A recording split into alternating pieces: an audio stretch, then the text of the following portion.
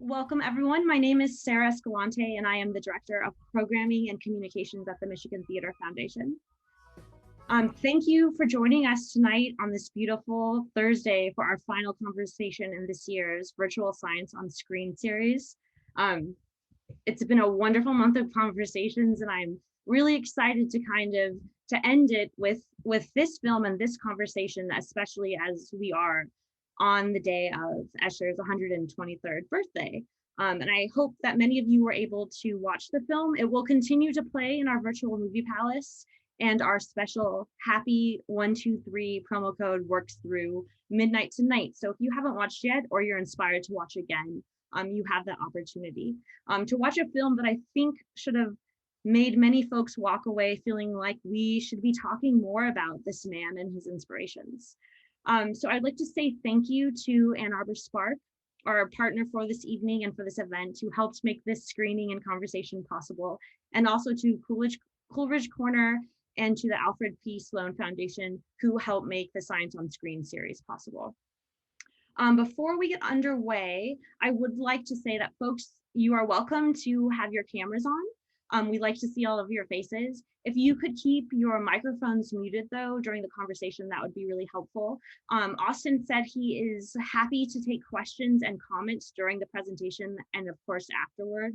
So if you can please use the raise the hand function, it's under the reactions, the little smiley face at the bottom, or you can also use the chat. And we'll both kind of be looking on there to make sure we see either your hand raised or your questions. So with that, I'd like to introduce Jen Cornell Queen from Ann Arbor Spark. Thank you, Sarah, and thanks for everyone for being here this evening. For those of you who don't know, Ann Arbor Spark is our local economic development organization for Washtenaw and Livingston counties. We promote business expansion and growth. We actually operate 2 high-tech business accelerators and incubators for startups. I like to point out that Ann Arbor, this region, has as much startup activity as all of the rest of the regions in the state combined, because we enjoy so much support and there's such a strong ecosystem here. So it's something that we can really be proud of as a community. We were drawn to support the series and to support Science on Screen because the Michigan Theater is what makes this community a really great place to live and work, and is obviously something that's incredibly important to quality of life and the culture in our community. So thank you to Sarah and the Michigan Theater Foundation for everything that you do to make Ann Arbor great. And so to tee up Austin, I'm really excited to introduce him and have the privilege to do so. Austin Yarger is an international educator and lecturer of game development at the University of Michigan's College of Engineering.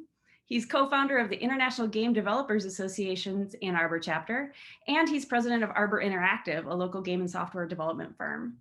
Austin is a longtime hobbyist game developer and has actually had experience, for those of you who are gamers, at EA, or Electronic Arts, where he helped engineer 2015's top-selling computer game, The Sims 4. It's incredibly addictive, so you know he did a great job with that. Austin curates Michigame's arcade cabinet. He gives back to the community by mentoring Huron High School's game development team. And we are absolutely thrilled that he works with the technology startups through Ann Arbor Spark. And supports their growth. And he also organizes a multi-university exhibitions with Eastern Michigan University, Lawrence Tech University. And one of the reasons that we thought to ask Austin to partner with us on this event is because he is an expert in XR, so extended reality, and I'm sure he'll talk about that, but it's an emerging industry here in Ann Arbor, and being able to nurture the startups who want to go and develop those games and those experiences is something that we're becoming internationally known for, and something that Austin is certainly an expert in and has graciously given his time to start up. So without further ado, take it away, Austin. Thank you. Hey, thank you so much for the introduction. And thank you all so much for joining us. Now, this is really a topic that I love to talk about. And hopefully by the end here, we'll have a chance to show you some really cool stuff. We'll be able to show you how art forms and mediums have kind of evolved over time. And we'll get to kind of reflect on how Escher was able to do so much with a static image, from motion and interactivity and morphing, and we can contemplate together what he might have accomplished with all the incredible technologies available to us today. So let's go ahead and get started. The first thing, and I've actually been showing this to you for quite a while here, these beautiful geometric abstract animations that you're seeing here. These animations are super, super cool. And when you think about MC Escher, his ability, his command of kind of abstractness, taking geometric shapes, morphing them into other things, surprising you, these are the kind of things I believe he would have loved if he would have lived long enough to see them. So this image right here down in the corner, however, is a local startup, Spellbound, that is using reality bending technologies, augmented reality, to do some really, really cool stuff in pediatric medical care. So I'm going to be talking to you about those things today. But I have to say, after watching that film, right, what a fantastic, fantastic film. I had not really studied MC Escher's artwork before this film, and I'm not an art historian, I'm an engineer. But what just struck me is that these images are so good at providing a sense of motion, right, a sense of transition, kind of breaking down natural elements like a human or a building into their underlying geometric concepts. And there's a lot of interactivity to these images. It feels like the more you look, the more you see. The more details you see, the more you appreciate the work, right? You can look at this image for a while and get a lot of entertainment out of it and consistently discover new interesting stuff. And another thing that struck me as I was watching this film was, wow, I mean, these still images have so much motion and energy to them. I bet this guy would have loved animation. And then boom, next scene, I'd really like to make an animated film. He says that right there in his diary. You might have remembered this scene when the film is panning over his artwork as it blends, and little pieces of it have been animated, which is really, really cool. His exact quote from the film, I believe, was this: "The best way for me to express my association mania would be in an animated film. In the future, the animated film will become an artistic expression of great value. I often dream of the film that I would make, the astonishing metamorphosis you would see in them. Sadly, there would be no audience for it, as I would most certainly bore people to death with it." And that is a really interesting assumption that he had, and one that we're going to be disproving very, very soon here, that there would be no audience for that kind of thing, that he would bore people, okay? Now, okay, this film, right, which does have his artwork and some of it animated, it did a fantastic, did really, really, really well. And those animations that I showed you earlier, if we go back to them, right, these animations, which maybe might have been similar to the kind of stuff he would be interested in creating, wow, these are extraordinarily popular, right? These animations were created by a Twitter user named Dave, and he has, about 70,000 followers, and he puts out a new animation every single day of that type, and they are extraordinarily popular. So this is such a funny thing for him to assume. Perhaps he was just being modest or fun in his diary.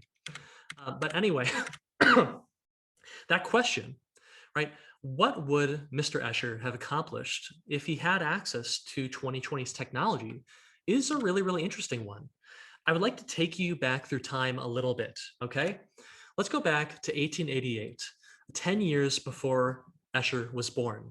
The very first film was created. It was called Roundhay Garden Scene, and it was just a small handful of frames. It looks like around 16 that were stitched together in France, I believe.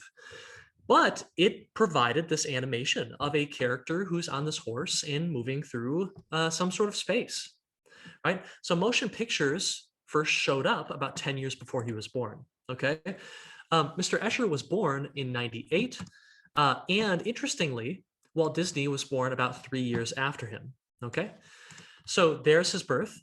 Now, I think this is one of his more famous pieces. This is also one of his very earliest pieces. It's called 8 Heads, and he made it when he was 24. This, when I was looking through his gallery, this appeared to be the first piece that was very clearly dealing a lot with metamorphosis, right? You have a lot of different shapes in here, natural shapes, but they're blending into each other geometrically. Okay, now he's 24 at this time. And a handful of years later, Walt Disney comes out with his first animated piece. You all know and love, of course, Walt Disney is famous for Oswald the Lucky Rabbit, right? Everyone knows Oswald, right? Is that right? Is that the wrong animal? Something about a mouse, maybe. But what's interesting to me is that in 1922, Escher was creating pieces that had, even though they were still images, this incredible sense of motion and transition inside of them. And then we end up with Walt Disney, who does that kind of motion and animation, but with not one still image, but many. And it's a very different style, but they're both tackling the idea of motion and transition in two very different ways. I thought that was interesting. By the way, if you don't know who Oswald is, it's okay. He was Disney's first character that Disney lost the rights to. The company, corporate Disney, would buy that character back and he would get his own video game many years later in 2010. So you don't have to feel too bad about not knowing who Oswald is. Okay, now Snow White, about 10 years later, MC Escher's 40 now, would come out. And this was a big, big film that a lot of people saw in theaters. In fact, I think it was the first big hand animated film that hit theaters. And it really blew up and did a fantastic job. And I believe saved the Walt Disney Company because they were almost bankrupt making it. But something I'd like to point out here is that animation is really starting to be visible to the wider public when Mr. Escher was around 40, right?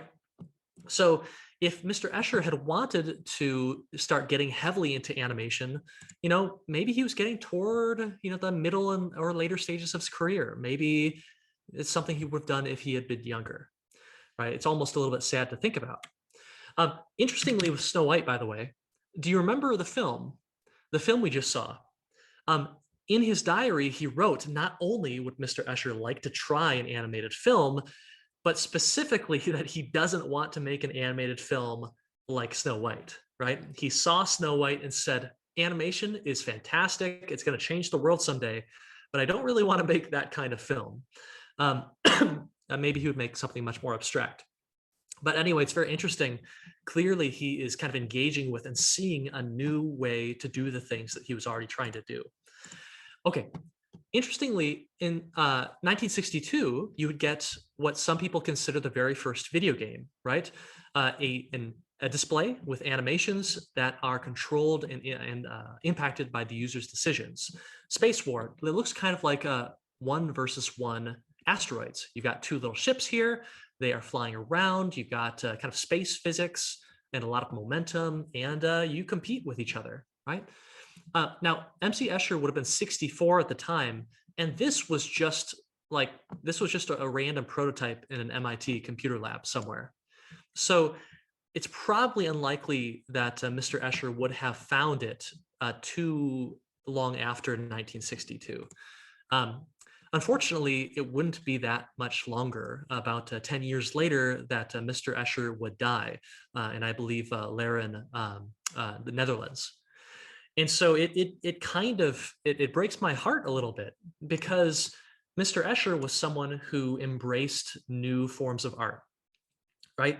And you don't always see that. He saw a new art form, one that didn't use the single static images that he was used to, but used many animating images. And he said, you know what, that's cool, right? I would like to do something with that. And that kind of embrace of new mediums and new experimental stuff and technology that doesn't always happen with artists. And I have to wonder what he might have thought if he had seen Space War and if he had seen games like Super Mario Bros. Super Mario Bros. Came out in '86. He would have been 88. And Super Mario was maybe one of the first games that really exploded and started to show the public, maybe kind of like Snow White, that there was a little something here. Okay, there's a little something to interactivity. So I can't help but look at this timeline and be a little bit sad. I was talking before the presentation. I feel like Mr. Escher would have, it would have been really cool to see Mr. Escher born about 20 to 30 years later than he was, because he would have been here during this time when art forms were really transitioning and getting a lot of new elements, a lot of new options, a lot of new freedom to do weird and wacky stuff. And even though he was restricted to kind of the 2D painting, he was incredible at innovating that space and showing us really, really surprising things. But anyway, this goes to say, and I think the real takeaway to his genius is this. We like to think about cartoons and movies and animations as being full of motion and energy. We like to think about video games as being these experiences that have a lot of interactivity and hidden things and experimentation. But Mr. Escher was able to accomplish both of these things with just a still image. You can look at many pieces that he produced and say, wow, this still has a great sense of motion and transition. And there's so many details and hidden things here. It gives you a lot of the feelings of watching a good film or a cartoon or playing a good video game, examining these paintings. So it's just incredible what he was able to accomplish without the extra technologies afforded to people who would come later. So anyway, it's just a credit to him. Anyway, we can imagine MC Escher with 2020's tech, and we'll be doing that in a sec, all right? I need to introduce myself first, though. My name is Austin Yarger. I'm a lecturer at the University of Michigan and president of Arbor Interactive, which is an educational games and software development firm in downtown Ann Arbor, at Ann Arbor Spark, in fact. So you kind of got this information a little bit earlier, but I worked on the Sims franchise and some EA mobile technology. I worked at Facebook. I did some simulation work for DARPA. I've consulted a little bit with Ann Arbor Spark, and I currently run the International Game Developers Association Ann Arbor chapter. So if you have any questions about interactivity or any of the cool XR stuff going on around town, I'd be happy to answer those. You can also, if I take off or move a little bit too fast here, I believe this is being recorded, this Zoom call. You can also get access to these slides and all the links within these slides via yarger.dev if you go to that website, okay? All right, so 20 minutes, I think I'm already moving too slowly, so we're gonna speed it up a little bit. I wanted to tell you a little bit, show you Escher's timeline and kind of how art forms were evolving during his life. We've kind of done that. I want to talk to you now a little bit about what kind of modern technologies are available to someone like Escher who might want to go create some really cool or impactful stuff. I then want to talk to you briefly about some of the cool local efforts that are happening just downtown here, and how our area has really kind of become a bit of a hub for XR and game dev. And then we can do some Q&A. A quick reminder, I can't answer many questions about art history. I have not studied much of that, but I'll do my best anyway, okay? All right, so let's get going. So when it comes to modern technologies and alt realities, right, you saw these images a little bit earlier. We'll move them over here. As cool as these images are to look at, these animations, what's even cooler to me is how quickly they were made. Okay, these animations are beautiful and they are really engaging, and they're the kind of things that might have taken a Disney, many days, maybe months to come up with and then manufacture, to draw these and animate them. Well, these animations are amazing because one of them comes out every single day, like clockwork. These are made by a guy named Dave on Twitter. And here's the one for June 15th. And hey, it's pretty cool, right? I'm not really sure how to describe this. This looks like a multicolor moving fence, maybe going around in a cylinder. But the day before that, he provided us with this. I have no idea how to describe this. I feel like I'm flying through space, maybe into a crazy black hole or something. I'm not sure. But these kinds of really creative geometric animations are coming out constantly. And the interesting question for us, and by the way, I'll prove it to you. Let's go ahead and look at his Twitter account right now. The interesting thing to me is how on earth are people creating these things so fast? Ooh, look at that. Beautiful. Look at that. Wow. Because if you recall from the film, uh, MC Escher's artwork, it took a while to create one of those pieces.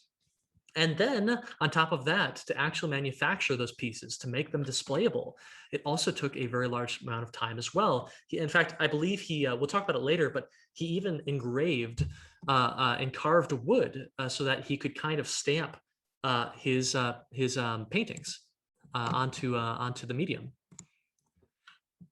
So to answer your question though, how does one quickly create beautiful animations like this when it used to be such a slow process? Well, there are a lot of technologies out there these days. One of the most popular for visual arts experiments like these is a technology called processing. Processing it's basically a kind of high-level programming environment for people who want to render interesting shapes. With just a small amount of code, just a handful of lines, you can get a program that will start drawing weird and wacky shapes like this and start getting you really cool abstract stuff. In fact, I tested this. I took the processing environment, and in about 15 minutes, I was able to create this weird little seashell shape. Now, this is not particularly impressive, but I think for 15 minutes, it's not awful. It's kind of interesting, and it was fun to create, right? You didn't, you think up what you want to create, or you just stumble into creating something, and you let the math and you let the software render it and draw it for you. You don't have to say, hey, I have this idea in my head. Now let's go in and laboriously draw every single detail. The math, the computer simply does that for you, right? So compare it to the painstaking craftsmanship that you used to have to do. If MC Escher wanted to take this piece, which he had thought up in his head, and get it sent out, or maybe he did one part of this, well, there's a lot of detail here that you need to go in and by hand create. As a result, I have to wonder if maybe, MC Escher died early, right? And I have to wonder how cool it would have been if more of his time had been spent thinking up cool things in his head and then getting a computer to do it for him, rather than just kind of chipping away and hand drawing these details. One of the cool things about making a computer create this kind of art for you, generative art it's called, is that once you have come up with the algorithm and tweaked it to your satisfaction, you can basically, in 30 seconds, tweak a few numbers. Let's say I want my main color here not to be green, I want it to be blue. And then you could have the algorithm generate a new piece of art just like that. You don't have to go back to the drawing board and laboriously draw this. The computer has done it for you. And you can experiment and tweak and see the expressiveness of the algorithm that you've created. And so that's what a lot of people do. In fact, there's an entire community on the Reddit r/generative subreddit of people who are just posting their really, really cool generative art. This is a clock. This is a series of clocks where they all show the average of their neighbors, and just a handful have their very own time. As a result, you get this wonderful waving sensation. It's really cool. What else do we got? I have no idea what an epihydroflareoid is. This is just amazing when you look closely at it. Very, very cool. I love how it's just using 2 colors and 3 if you count the background. This is a beautiful flowery painting, totally created by an algorithm. That I would like this on my wall, actually. So much fun to look at. Anyway, okay, let's get back to it because I'm pretty sure I'm approaching time anyway. Might get a little bit long. MC Escher said I'm a mathematician, right? I'm not an artist, I'm a mathematician. And if he's being, honest about that, then this world we are in today might have been, it might have made him happy beyond belief, right? Because he is focusing on the math. The people who are generating this art are focusing on the math. They're focusing on the software, the algorithm to do it. And they don't have to actually do much, if any, drawing at all. So it's just very, very interesting to me. I feel like he was born like 20 years too early, maybe. But anyway, process, I'll just leave this in here. The process of carving wood, it takes forever. And if you, once you have your idea figured out, there you go. Here's what you're spending your time on.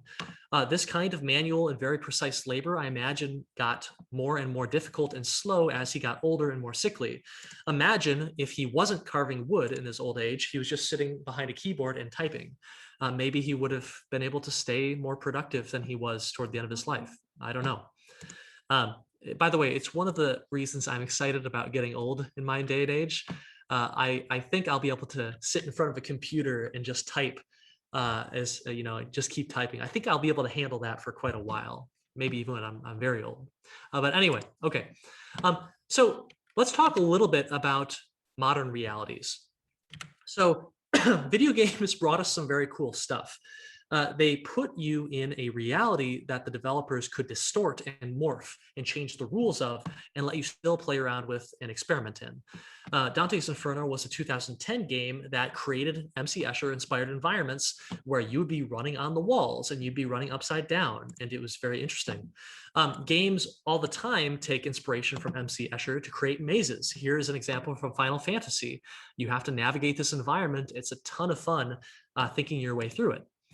There are entire games that are dedicated to the idea of perspective and morphing. So look on the left here. This character is trying to get to the left across this gap. However, there's a gap there, so you can't cross it. If you simply move your camera, the gap is gone, you walk across. And it's it's a pretty cool puzzle. That's Echochrome 2008. Antechamber is a 2013 game that is very, very cool. It's very abstract. And let's get past all the praise here. And it uses non-Euclidean geometry and worlds, which is to say that the worlds, the environment in this game does not work with the same rules as our own life. If you keep walking up and down these stairs, you will never get to where you need to go. In fact, they're infinite, which can't exist in the real world. I believe the solution to this puzzle is actually to turn around, at which point you see that there's an exit, and players usually don't discover that for a while. Anyway, this is a really cool project that my student, Montana Mott, who's now at Microsoft working on Halo, he was able to create these ever-morphing environments that are actually fractals, and they actually morph the play space of the player. So as the environment changes, you need to kind of be careful and think about where you are and where you're standing. Okay. Let's get away from video games. Okay. Traditional 2D screens, 2D worlds on 2D screen. Virtual reality is really, really, really cool. One of the hard things about traditional video games is that depth perception is pretty hard, right? Because you're looking at a 2D image that's trying to represent a 3D world.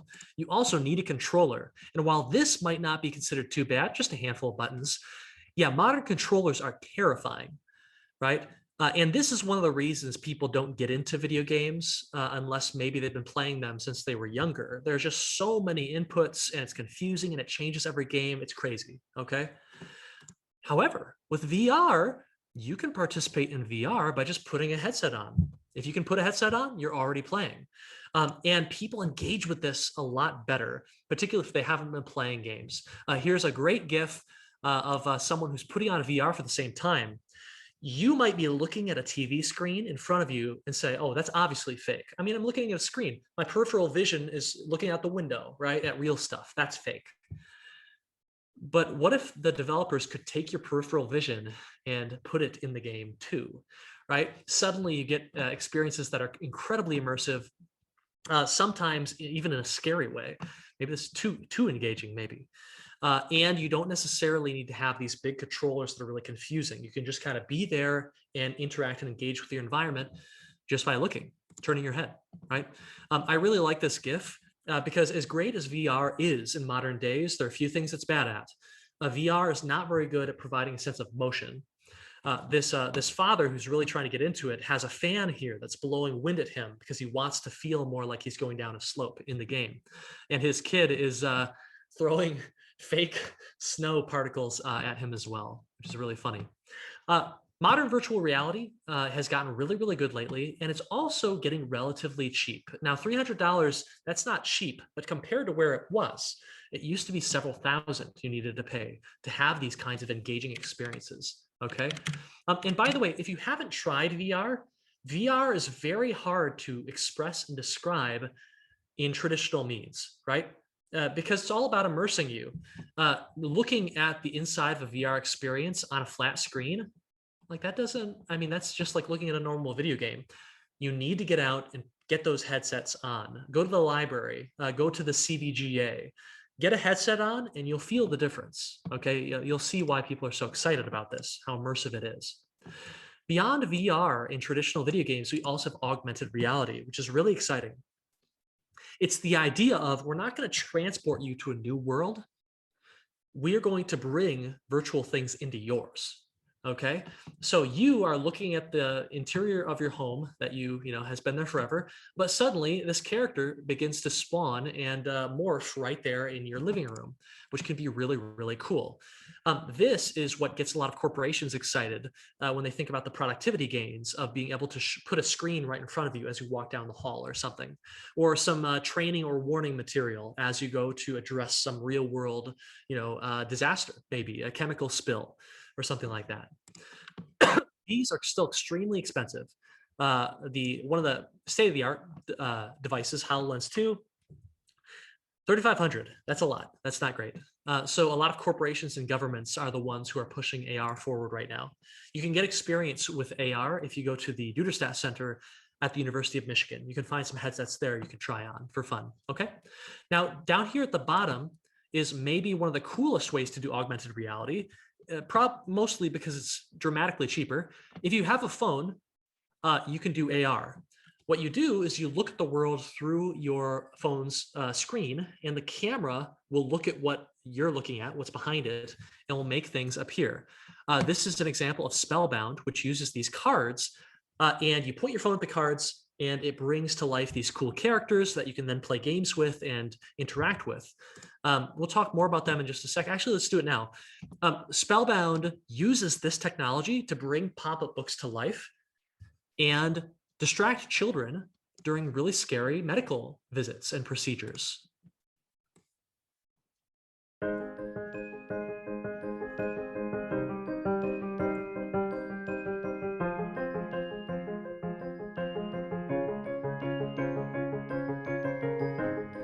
Spellbound is a mobile app that uses augmented reality technology to bring paper books to 3D life.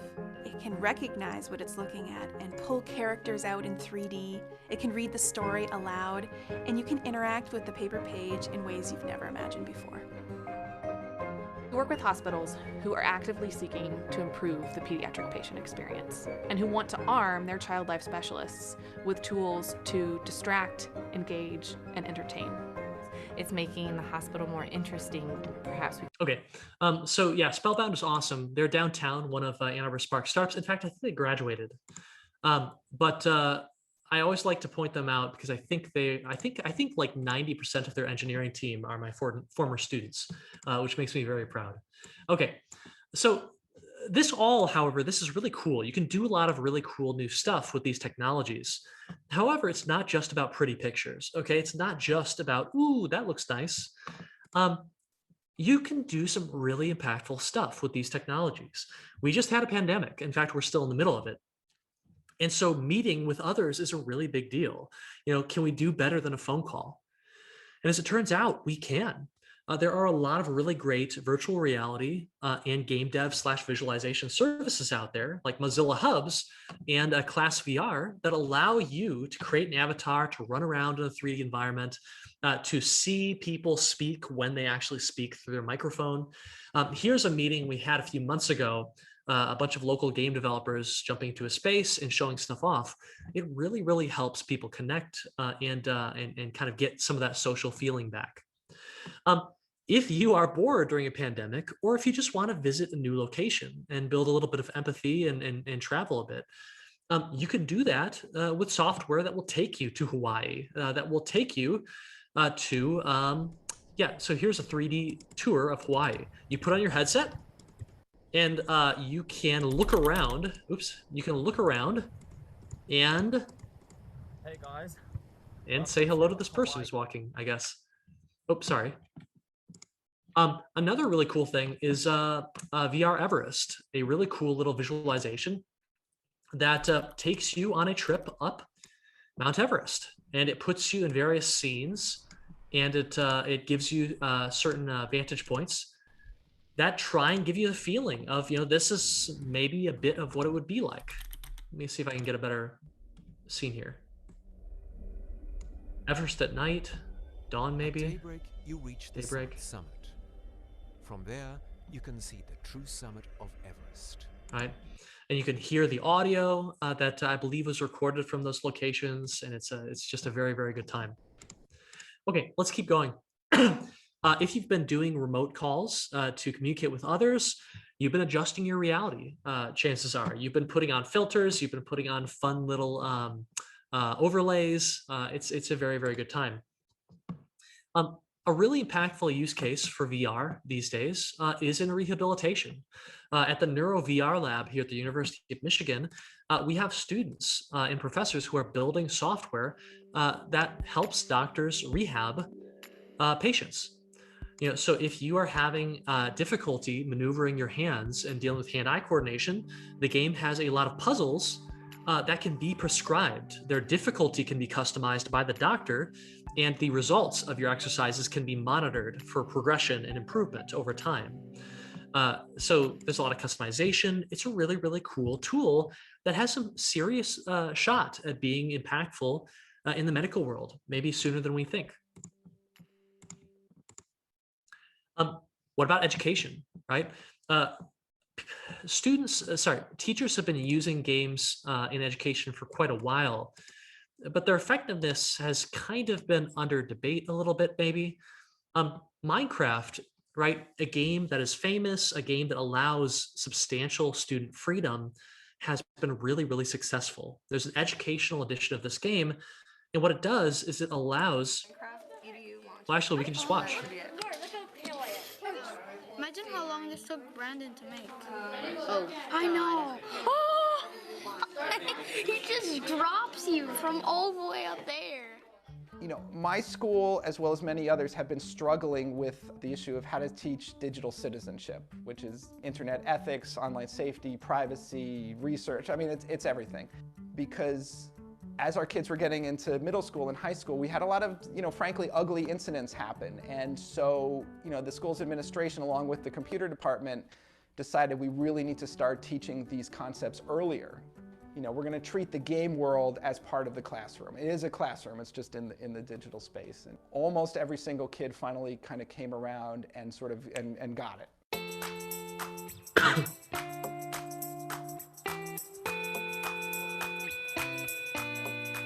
Go ahead and let's start off by getting in, following the instructions that are up onto the board.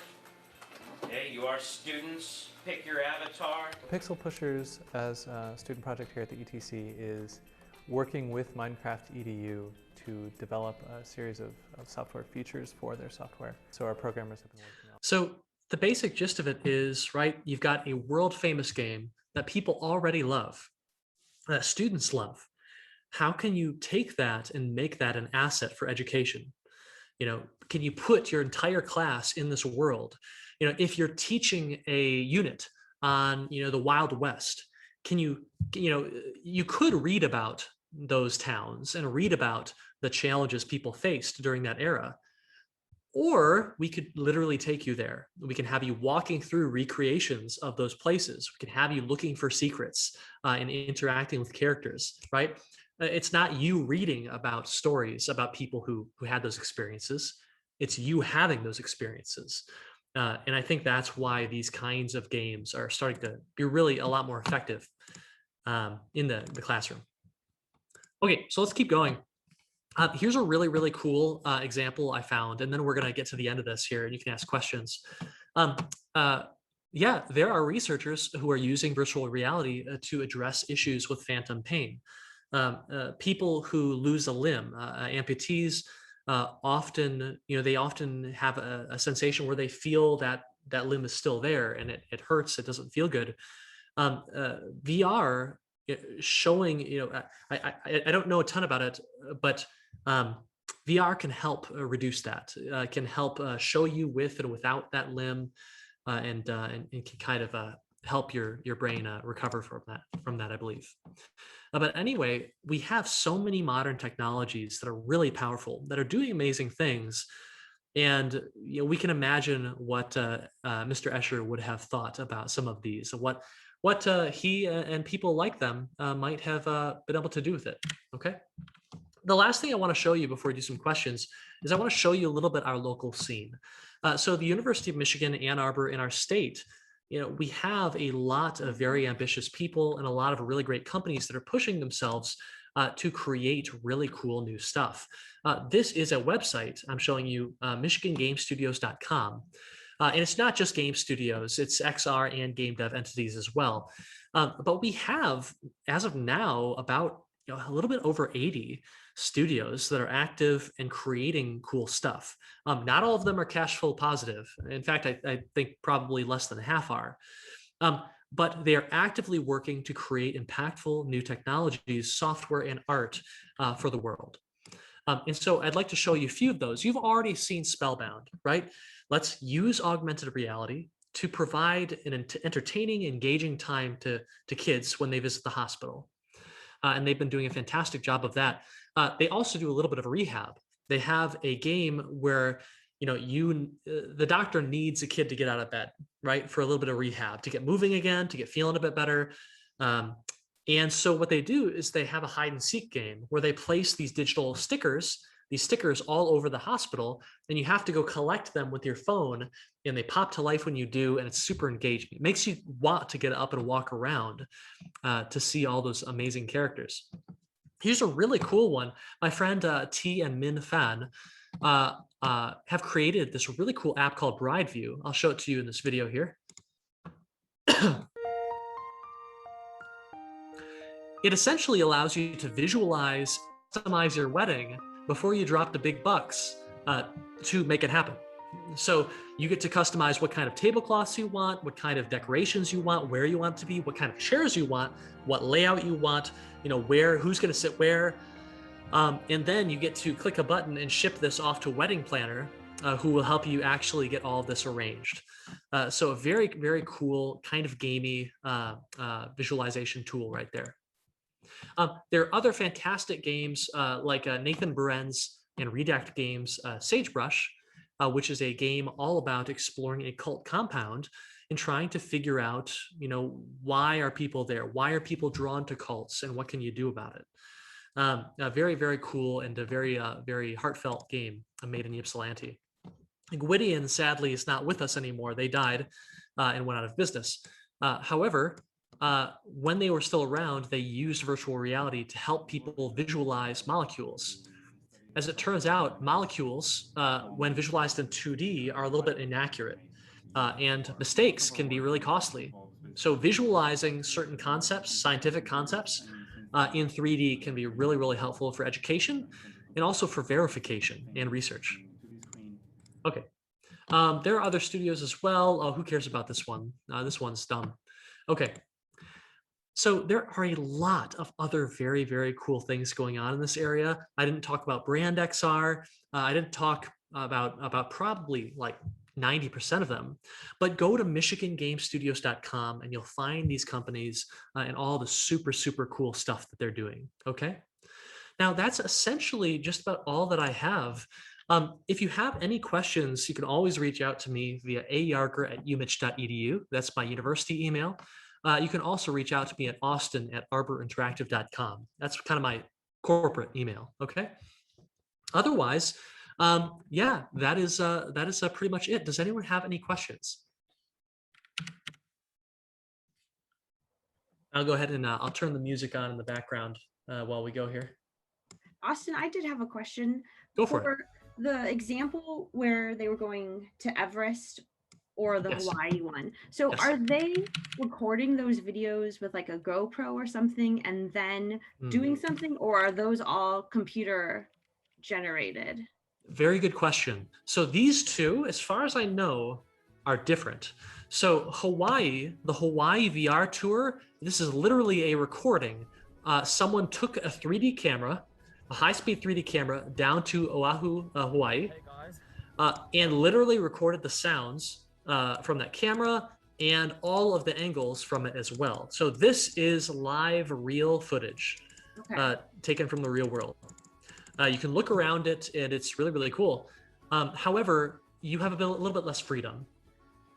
For instance, you couldn't walk around this area. You can't move into this environment any deeper.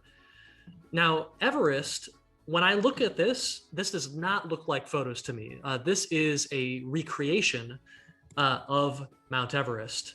Lots of polygons everywhere, lots of geometry. Let me see here. Here we go. And one of the helpful things here is that it might not be perfectly realistic because it's not literally taken from, a camera. However, you get the ability to walk through this world and move through it in a way that's interactive and dynamic. And so, as beautiful as some of these sites can look, I'm pretty sure these are not taken just via film, just via camera. But anyway, yeah, so it's really cool. Developers who are looking to create these experiences certainly have some choices. I imagine this right choice would be vastly cheaper. I think all you essentially need is a 3D VR camera, which is probably going to be several $1,000s, and start recording. This on the left is probably, several $100,000s to make. So.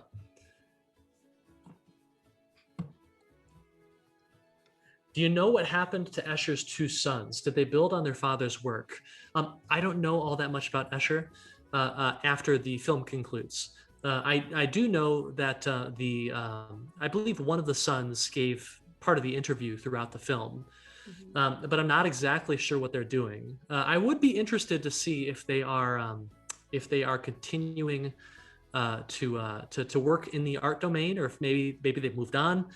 I like to imagine that maybe one became more of an artist and one became more of a mathematician. That would have been pretty funny. Austin, this is Martha. Hi in there.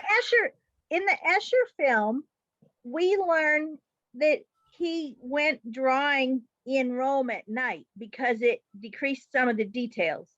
And then he talked about what he learned going on the sea voyage. Yes, that he yes. traded to make like 12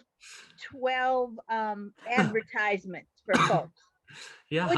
Would you mind telling us what are things from your life that kind of got you onto this path, interested in Escher and then into these other kind of technologies? Yeah, for sure. So I remember that part of the film, and I thought it was very funny. Escher had, if I recall, he essentially said, "Hey, I really want to go on this trip. I will spend most of the trip drawing if you will take me." And so I wonder if he really had enough time to appreciate his trip if he spent the whole time working. But anyway, so I got into interactive technology, XR, game dev, and a little bit into art. Primarily through my experiences as a child. When I was super young, like most kids my age, I watched a lot of animated cartoons. They were very approachable, they're very, very fun, easy to follow for kids. But it was the day my father brought home the original Sony PlayStation, which was, I think, in the late 90s. What hit me like a sack of bricks was that, oh my gosh, this is a cartoon, but I'm involved, right? It's a cartoon, but it reacts to me. In fact, I can take some ownership over the stories that I'm used to just kind of watching and listening, right? I get these stories fed to me through these cartoon shows, but I would kind of like to write my own, kind of like to manipulate them, impact them. Well, one thing led to another. I discovered that the way that games were created, the way you get that interactivity, right, is by embedding rules into the game. So the rules know how to respond to you making certain decisions. And those rules take the form of code, computer code. And so I started, okay, well, if I want to make my own cartoons, and then I gotta learn computer code, right? And so I learned to program. Pretty soon I discovered that programming in itself was very fun because you could automate a lot of stuff and get your time back, right? I used to did in high school. I was handed a worksheet in math class of like 50 questions to do, and they were roughly the same question, right, with different numbers changed and stuff. Oh, what a waste of time. That's what I always felt. And so what I would do is I would program one solution to the first question, and then I would tweak it a little bit more for the second, and then I would just run the numbers through that program, and I would only really do one or maybe two questions on that sheet, and then I would have the computer, do the rest for me, right? So it was technology leading to technology, really. I fell in love with one thing, it led me quickly to the next. And, I mean, just look at what we've talked about today. Technology can do so many things. It touches every domain, right? It touches art, it touches rehab, it touches medical work, it touches training. It's absolutely everywhere. And so, it's, I think there's always something out there that could get you to love technology, no matter what domain you're in. It can help you in some way. I hope I answered your question. I was kind of yeah, thank you. You're welcome. Thank you. You mentioned the GIF maker on Twitter, Dave, and games like Antichamber. Are there any other artists you like on social media or in the game industry that work in this Escher-esque art form? Ooh, there are a lot out there, and I've seen a lot of really, really cool stuff. However, I usually see the art piece and don't necessarily track the author. So I would recommend you do this. If you're interested in seeing this stuff, start with Dave. Go to that Twitter account that's in the slides. If you need to get to my slides to get that link, go to yarger.dev. You'll find it at the bottom. One of the cool things about Twitter is that if you start following one person who does cool stuff, you'll very quickly be connected with others who do similar stuff, or maybe variants of what the first person was doing. So you can definitely learn a lot and meet a ton of people doing this kind of stuff. No one comes to mind right away for me. But again, I spend most of my waking hours like programming and coding. I'm not necessarily an artist, but this stuff is all very, very cool. Yes, bees and bombs on Twitter. You know what? Let me post one more. You might be interested in, okay, I want to start creating some of this really, really cool stuff. Are there any essays out there? There's a guy named Tyler Hobbs. He is a fantastic generative artist. I just posted his link in here, and you know what? I'll go ahead and show off this website a tiny bit. Let's go to Tyler Hobbs' website. If you're interested in how, what kind of algorithms, what kind of techniques does someone use to tell a computer to generate this, right? This is a beautiful flowy artwork here. These kind of essays on Tyler Hobbs' website will essentially tell you how. What kind of mathematics do you use? What kind of algorithms do you use? How do you start with something like a flow field and begin to morph that into what you want and tweak it, right? Play with parameters to get sharper results versus softer and smoother results. How to introduce color, what works the best. There is so much information out there. If only you know where to look, you can find out and figure out how to do amazing things. This is to say, if you're ever bored, there's more stuff out there on generative art and how you can do it yourself. Then you have time. So have fun.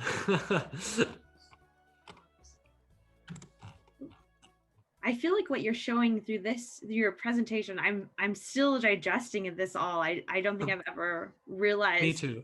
What was happening, but I feel like you are an artist in a way. You just don't pick up the form, the mediums that we're used to saying are art.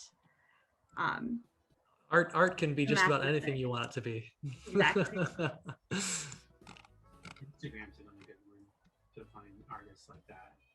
Yeah, in Instagram, I would say is where I would look to find folks working in this. Yeah, absolutely. Absolutely. I think it was really interesting talking about the digital citizenship and teaching that to younger ages. that makes so much sense. And I just don't think that I had even connected those dots in my own head. No, I know that Minecraft has been like brought in more, and I was thinking about it more of the use of computers and technology in that sense, but versus just using it as this platform for, I mean, I think back to playing the Oregon Trail when I was young. Yes. Or physically building a mission. In California, you have to build the mission, but thinking about how you could do that through using computers now at that point, and interact maybe with the different folks. I think it's fascinating. My one of my cousins is developing VR games, and I remember when he first got his whole headset and he brought it to one of our family parties, and we had all the generations trying it. So that gift really I resonated with me. But I remember we put it on a 6-year-old, and she picked it up so quickly and was like creating. It was one of the ones where you're just creating art in like a dark space, and it was just amazing to see how fast her brain just got it and connected with it. So I'm very excited to see where this goes, especially with movie experiences too. Yeah, absolutely. It can sometimes get harder to adopt and immerse yourself in these new technologies and techniques as you get older. And so here I'm sitting and wondering, you know, what am I going to be a little bit stubborn about in like 30 or 40 years, right? Austin, you got to try this. Nah. I got my good old 2D on a screen, old school games.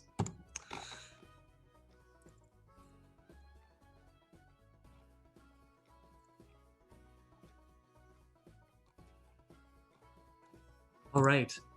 Do we have any other questions? I don't, my comment window has closed. Let's see here.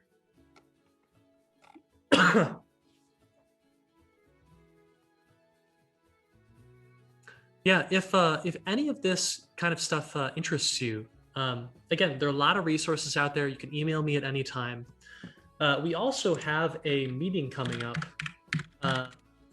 There are large groups around here that get together to talk about this kind of stuff.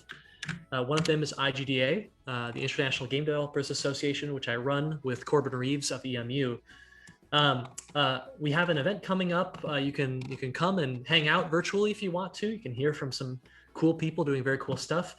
And I think that's just about all that I have for you. Are there any other questions, everyone?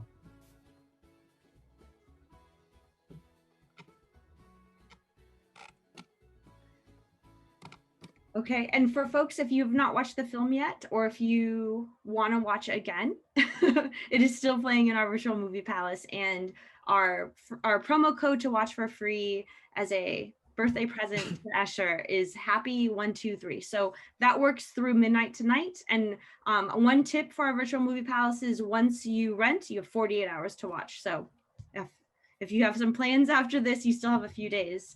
And wow, that was, I'm coming to a meetup. That was super interesting. Thank you. I feel like I learned a lot that I didn't even realize was happening, especially with the connection to healthcare. And that's wonderful. I really love that. Yeah, it's really like there was a time when games were seen as only having entertainment value. There's nothing wrong with that. But these days, you can accomplish a ton of really human and very heartfelt stuff with these fantastic techniques and technologies that we have. So I can't agree more. And thank you so much for having me. It's always fun to talk about this stuff. And yeah, I hope everyone has a fantastic end of their week and a fantastic weekend. Yes, thank you so much. That was wonderful. And for folks, we will have a recording of this up on our website on our Science on Screen page beginning of next week. I know I've been opening lots of links throughout all of this. I know I have a lot to look through. So if you need a refresher on that, you'll be able to find that there. Thank you so much for joining us.